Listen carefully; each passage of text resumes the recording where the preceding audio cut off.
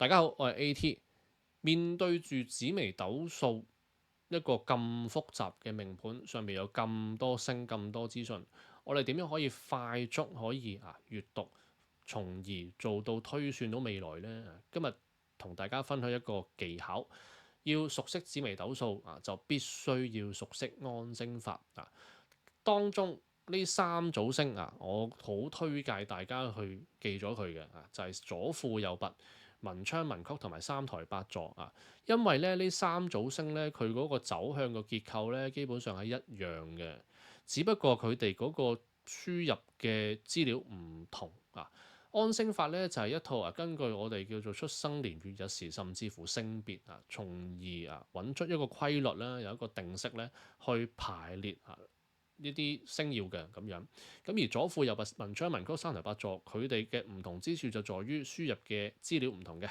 文昌文曲就係根據出生時去安星嘅，左輔右弼就係月份，三台八座就係月份加日份。但係佢哋嘅走向同埋結構係一模一樣嘅。咁咩意思呢？呢個圖解釋咗啦。呢啲紅點藍點咩意思呢？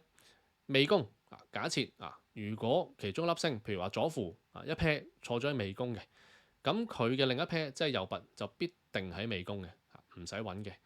如果文昌坐喺丑宮，文曲必定坐丑宮。OK， 呢度同理午同申，寅同子，三台如果坐午，八座就必定坐申嘅。OK， 寅同子一樣，如果左輔坐寅，右弼就必定坐喺子。OK， 巳同酉，卯同亥文昌如果坐喺亥，文曲就必定坐喺卯。